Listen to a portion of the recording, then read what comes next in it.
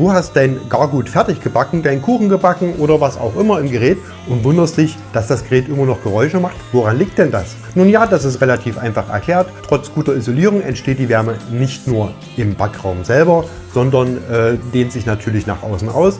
Und um hier die Küche und auch die Elektronik des Gerätes zu schützen, gibt es in den Geräten noch eine Art Zwangsbelüftung.